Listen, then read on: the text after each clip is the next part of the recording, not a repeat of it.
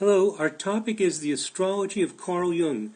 As you probably know, Carl Jung is one of the most influential psychologists of the 20th century, and he also used astrology, which, of course, is very unusual, especially for a highly respected psychologist. And Jung lived from 1875 to 1961, and today there are astrologers who call themselves Jungian astrologers. Sometimes they refer to themselves as archetypal astrologers. And as we're going to see, the term archetypal astrologers is a good term for these kinds of astrologers, but I don't think Jungian astrologer is really the best term to use, because Jung did a lot more with astrology than an emphasis on the archetypes. I'll explain this in a minute in more detail. Okay. To get into Carl Jung's ideas in astrology, I'm going to share with you a letter from Carl Jung where he explains his opinion about astrology. And this is a letter that was photocopied, and my wife Faye scanned it. My friend and colleague Dennis Harness, very well-known Vedic astrologer, sent me this letter, and with his permission I'm sharing it with you. And let me first tell you the context of the letter, and then I'm going to show you the letter, and I will read it to you. It's a little difficult to read. It appears to have been photocopied many times. It's a short letter, and I will read it to you. But so that you can follow what's going on with the letter, what's going on here is that it's a letter from Carl Jung to V B Raman, or some people pronounce his name Raman. I'll just pronounce it Raman. So V B Raman is one of the most influential Vedic astrologers in the 20th century. He did a lot to bring Vedic astrology to the West. And among other things, V B Raman had a journal called, what was it called? The Astrology Magazine. Very simple. The Astrological Magazine. And V B Raman published a great many books. So evidently what happened here is that Carl Jung purchased a subscription to the Astrological Magazine. And V B Raman wrote back to Carl Jung and asked if he had received his copy, and asked him what his opinion of astrology was. So here's a conversation between two giants, a giant in astrology and a giant in psychology, and Jung explains very briefly and directly and clearly what his opinion of astrology is, and I'm going to read it to you. So if we want to understand Jung's attitude towards astrology, this is a very good place to dig right into it. And here is the photocopy. As I told you, we drag this over a little bit. It's apparently been photocopied, and people have underlined it and so on. Let me scroll up to the top of this letter. So it was filed away at V B Raman's offices in Bangalore, India. And here is a letter written in September 1947. So I'll scroll down past the heading part, and here we can see the whole letter. I'll read it to you. I'll read it fairly quickly because it's a little difficult to read some of the words. Dear Professor Raman, I haven't yet received the Astrological Magazine, but I will answer your letter nevertheless. Since you want to know my opinion about astrology, I can tell you that I've been interested in this particular activity of the human mind since more than 30 years. As I am a psychologist, I'm chiefly interested in the particular light the horoscope sheds on certain complications in the character. In cases of difficult diagnosis, I usually get a horoscope in order to have a further point of view from an entirely different angle. I must say that I very often found the astrological data elucidated certain points which I otherwise would have been unable to understand. From such experiences, I formed the opinion that astrology is of particular interest to the psychologist, since it contains a sort of psychological experience we call, quote, projected, unquote. This means that we find the psychological facts, as it were, in the constellations. This originally gave rise to the idea that these factors derive from the stars, whereas they are merely in a relation of synchronicity with them. I admit that this is a very curious fact which throws a peculiar light on the structure of the human mind. What I miss in astrological literature is chiefly the statistical method by which certain fundamental facts could be scientifically established. Hoping this answer meets your request, I remain, yours sincerely, C.G. Jung. Okay, back to my PowerPoint slide. So very exciting that Dennis has this letter from Jung to Raman, where he lays out his opinions about astrology. So some concluding points about the letter. Jung is about 72 years old when he writes the letter, and he says he's been interested in astrology for more than 30 years. So it sounds like Jung was somewhere around the age of 40 or so when he started getting more deeply involved in astrological studies. So being 72 years, this is a mature point of view of Jung after working with it for more than 3 decades. So it's not a point of view while he's early in his studies and thinking about this. Point number 2, he makes it clear that for difficult cases where he's trying to analyze what's going on with his client, the astrology chart provides helpful information. That's pretty mind-boggling. That he's reading the charts, it's a similar thing that astrologers do, and feeling that he's getting information that he otherwise would not have. Number 3, astrology works through some kind of synchronicity. He states this pretty matter-of-factly in the letter, not so much as speculation, but it seems fairly clear to him that it's not a causal relationship, but it just happens at the same time. The stars somehow are in a relationship to human behavior that just coexist together. And point number 4, what is most missing in astrology is scientific and statistical research. I think those are some of the main points that I want to underscore in his letter, and I will come back to these points after we explore a little bit more about Carl Jung's fundamental ideas in psychology and how they relate to astrology. Okay, 2 main themes that I'm going to have through this presentation. Number 1 is, what is this collective unconscious? It's what Jung is always famous for, the collective unconscious. And number 2, I want to talk about Jung's work with the physicist Wolfgang Pauli, where Jung and Pauli had an ongoing correspondence for a very long time, where they were trying to build bridges between physics and psychology. I said astrology there, but I meant physics and psychology. So Pauli, was one of the leading physicists of the time. Carl Jung was a leading psychologist at the time, and they had an ongoing communication trying to build bridges between physics and psychology. Okay, first of all, let me go over the collective unconscious a little bit. Most of you are familiar with the idea, but just to make sure we're clear about this. And to build some sensitivity to some of the important concepts behind the collective unconscious. Hold on a second there. There we go. All right. Just making my screen look a little bit better. Okay. To quote, this is from the Collected Works of Carl Jung. I've got a little reference here at the bottom in the website it's taken from. CW means Collected Works of Carl Jung.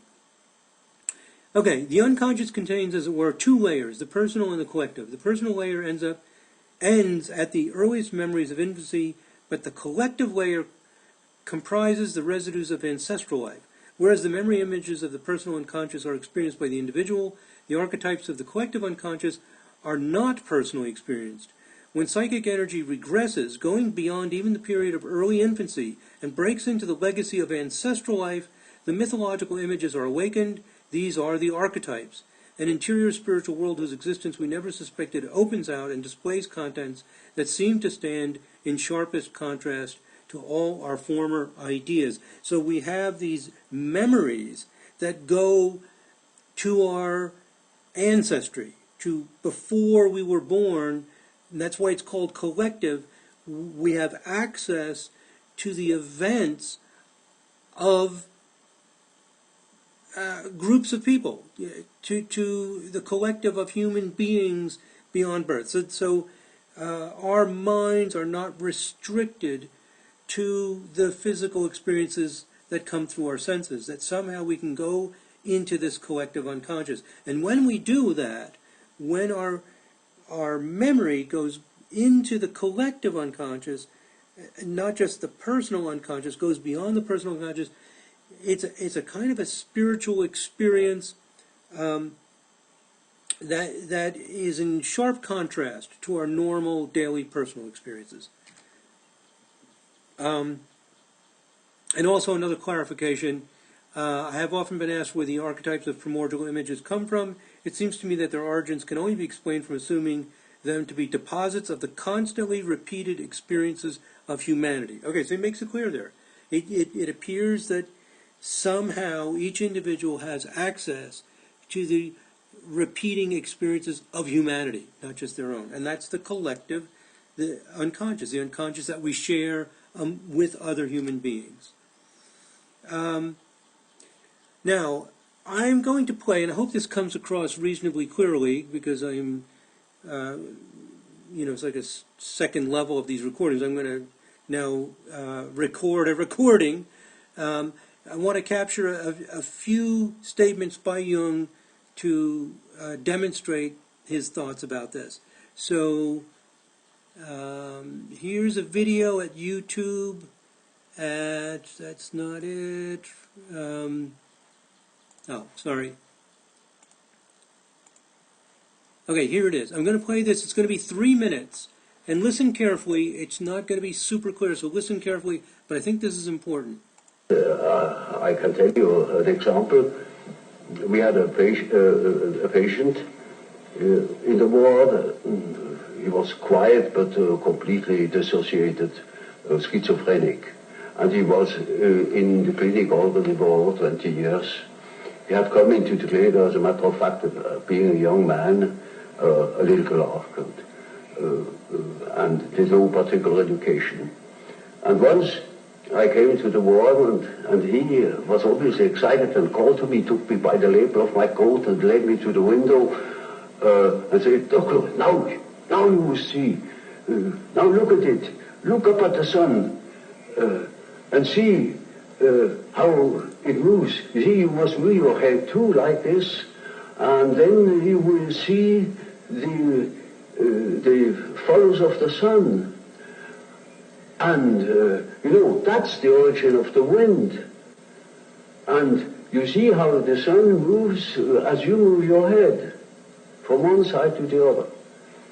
Now, of course, I didn't understand it at all. I thought, there you are, he's just crazy. But that case remained in my mind. And 4 years later, I came across a paper written by the German historian Dietrich, who had dealt with the so-called Mithras literature, a part of the great Parisian sorcerer papyrus. And there he produced a part of the so-called Mithras literature. Namely, it is said there, after the second prayer, thou wilt see how the disk of the sun unfolds. And you will see hanging down from it the tube, the origin of the wind. And when you move thy face to the regions of the east, it will move there.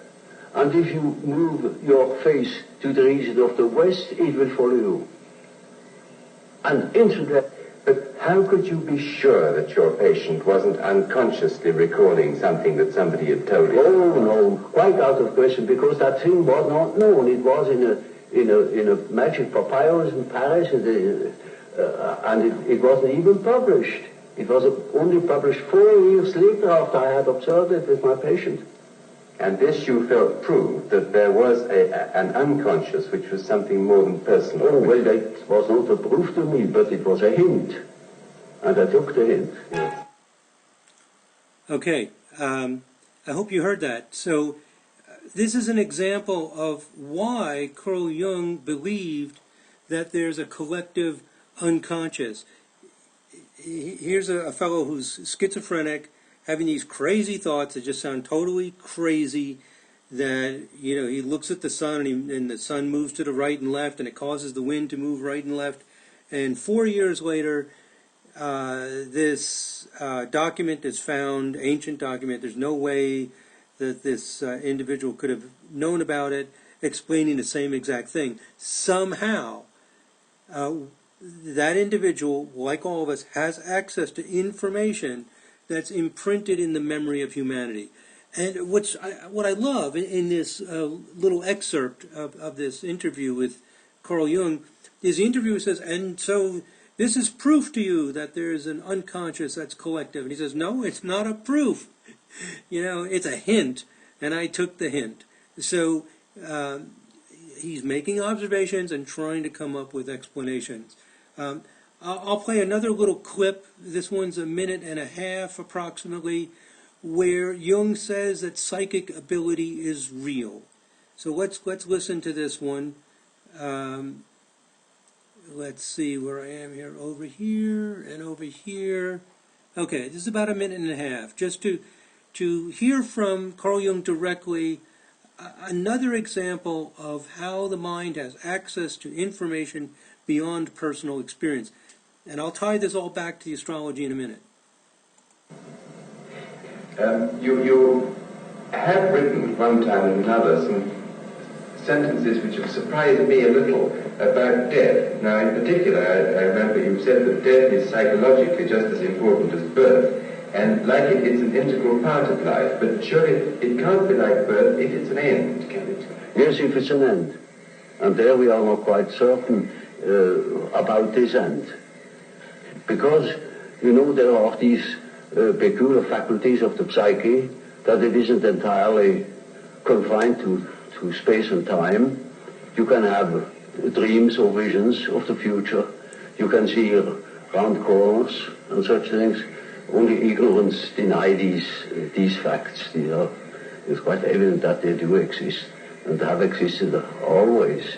Now these facts show that the psyche, in part at least, is not dependent upon these confinements. And then what?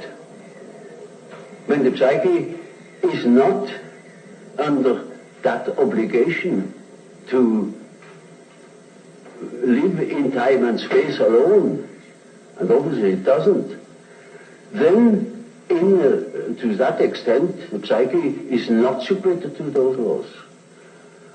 And that means a practical continuation of life, of a sort of psychical existence beyond time and space. Okay, so another example of Carl Jung's observations that we have access to information, these collective memories, psychic abilities that clearly exist. I'm thinking whether I should play this last clip here. Well, I think I'll go ahead and play it. It's let's see, less than 1 minute long. So this one's fairly short. This will be the last clip I will play. On the importance of using hypotheses. This is another key ingredient to how Carl Jung thinks and how it affects his astrological thinking. So let me play just one more clip. Okay, right over here. All right. Time and space. Do you yourself believe that death is probably the end, or do you believe that? Well, I can't say. You see, the word belief is a difficult thing for me. I don't believe. I must have a reason for a certain hypothesis. Either I know a thing, and when I know it, I don't need to believe it. If I don't allow myself, for instance, to believe a thing just for the sake of believing it. I can't believe it. But when there are sufficient reasons for a certain hypothesis, I shall accept these reasons, naturally, and should say, we have to reckon with the possibility of so-and-so, you know.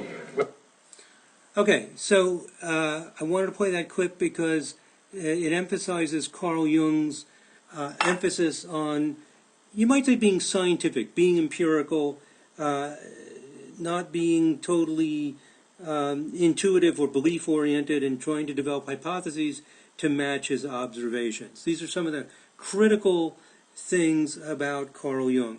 Now, a few more slides to get into Jung's approach to this collective unconscious, and then I will get back to his, show how this ties together with astrology.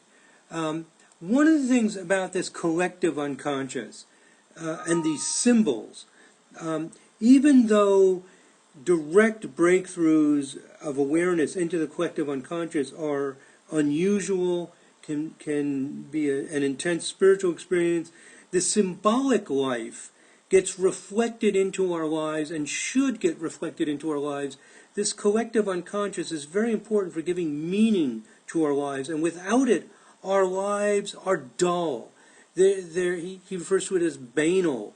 There's no point in it, and we start doing all kinds of crazy things. We become neurotic when our lives are not colored, imbued with the archetypal themes, these eternal themes of the psyche. Okay, so in Carl Jung's own words, talking about contemporary life, he says, we have no symbolic life. And we are all badly in need of the symbolic life. Only the symbolic life can express the need of the soul, the daily need of the soul, mind you. And because people have no such thing, they can never step out of this mill, this awful, banal, grinding life in which they are nothing but. Everything is banal. Everything is nothing but. And that is the reason why people are neurotic. They are simply sick of the whole thing, sick of the banal life, and therefore they want sensation. They even want a war. They all want a war. They are all glad when there is a war. They say, thank heaven, now something is going to happen, something bigger than ourselves. These things go pretty deep, and no wonder people get neurotic. Life is too rational. There's no symbolic existence in which I am something else, in which I am fulfilling my role as one of the actors in the divine drama of life. So this emphasis that these archetypal themes that are bigger than us need to pervade our lives, or we become neurotic. Our life becomes meaningless, becomes dull. He asks here on the same theme, have you got a corner somewhere in your house where you perform the rites, as you can see in India? Even the very simple houses there have at least a curtained corner where the members of the household can perform the symbolic life, where they can make their new vows or their meditation. We don't have it. We have no such corner. So he's saying we need that corner. We need to fill our lives with this symbolic life. Very, very important. Okay, I won't play this little section here where he talks about how fantasies are real. They have real energy. That our minds are important. That we tend in the modern life to think only of the physical as real.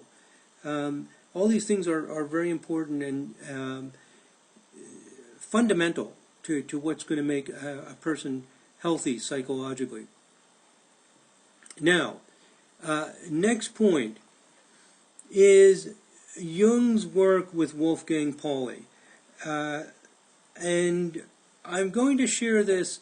This is a fellow who wrote a book on the works of the relationship and the ideas developed by Wolfgang Pauli and Carl Jung.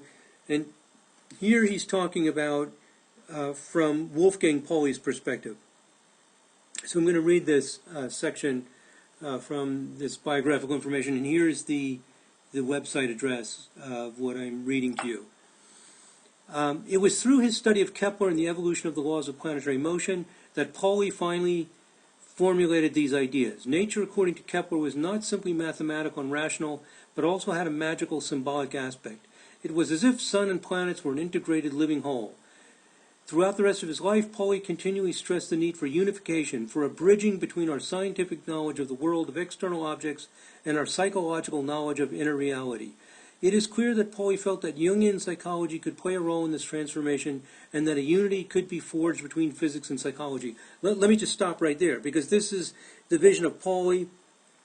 It's also the vision of Jung, and why Jung and Pauli had so much correspondence for so many years, trying to build this bridge between physics and psychology. And from Pauli's perspective, he's recognizing that the material world is not just some dry set of cause and effects of physical things. He's going back to the vision of Kepler, where there's some kind of almost magical, symbolic aspect to the material world, and just as there is in the human psyche. So to continue here, from what he said to his colleagues in later years, Pauli appears to have felt that physics was in a transitory stage preceding much deeper insight. Quantum theory was only the first step. Something truly revolutionary is to follow, which will move us far beyond the conventional boundaries of physics. Pauli struggled to create a unified theory of the elementary particles. In this task, his old friend Werner Heisenberg became his companion, and as always, symmetry was the guiding principle. Well, this is really, really exciting, because the direction that Jung was taking as a psychologist, that Pauli was taking as a physicist, is that there's some resonance, what Jung called synchronicity, some oneness, some integration, that there's magic in the material world, and it's all integrated together somehow. And they were trying to sort through it and figure out how all this works in a more tangible and clear way, not just a philosophical broad statement, but to work out the details of it.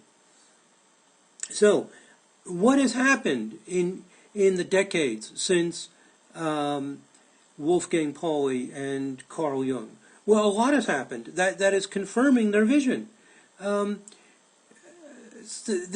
synchronicity that Jung was talking about, that somehow the external world is mirroring, that the psyche of the person is somehow projected in the sky, or that somehow there's a magical, symbolic sense to the physical world. Well, this all precedes the discoveries of fractal theory, of the symmetry in the periodic sequences of the Fibonacci numbers, the discoveries of Nassim Haramein, where there are structures in space, the understanding that life and matter is a process. It's not so much things as it is energies or points, motions. So our understanding of physics has now evolved to a point where it is merging with psychology and merging with astrology. So the symmetries and patterns of space, the wave functions established by the placement of physical bodies.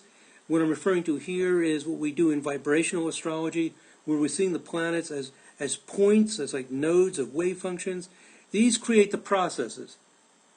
So there are processes, the spin, the frequencies, the vibrations. This is all very, very fundamental to the kind of astrology that I practice, vibrational astrology, where we see these intricate patterns and symmetries in the chart. And what we're actually looking at is these processes that take on qualities and expression. So, for example, the fifth harmonic, when planets are distributed by multiples of 72 degrees, or half of that, 36 degrees, or half of that, 18 degrees. These vibrations create a quality of playfulness, and these become expressed in the human mind as the archetypes of the troubadour, the gypsy, the folk singer.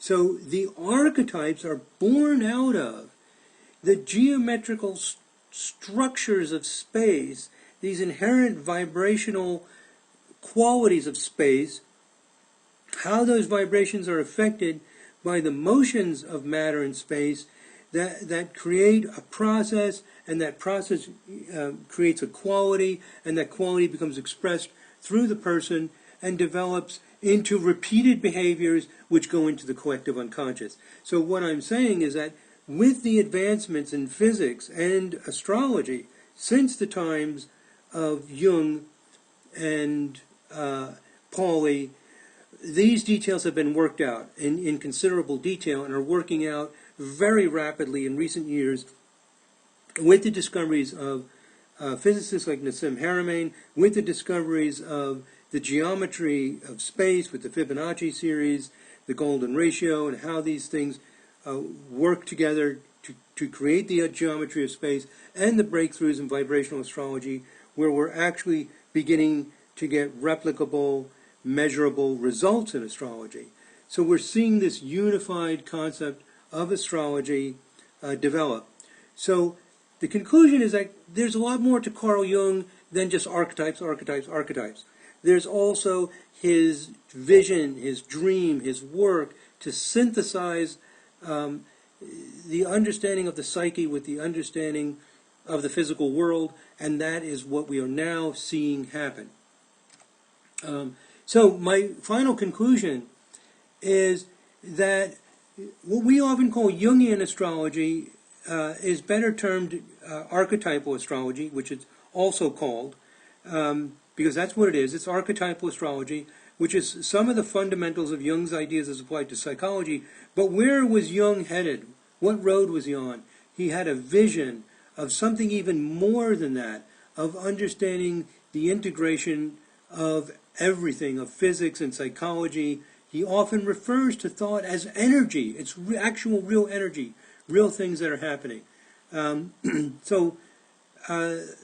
Areas of astrology like the vibrational astrology I'm involved in capture also a lot of the essence of what Jung was seeking. So the emphasis on archetypal astrology is wonderful. It's a very important part. Not every astrologer needs to focus on every area of astrology.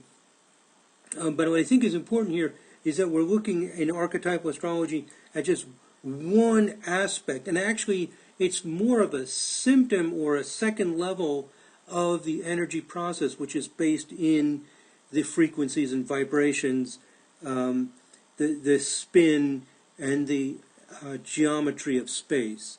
So Jungian astrology incorporates the fundamental psychological ideas of Jung, but not his vision of what he was seeking for a psychology of the future. It represents what he accomplished, but not how he hoped psychology would develop in the future. Okay, my friends, thank you very much for listening. God bless. Namaste.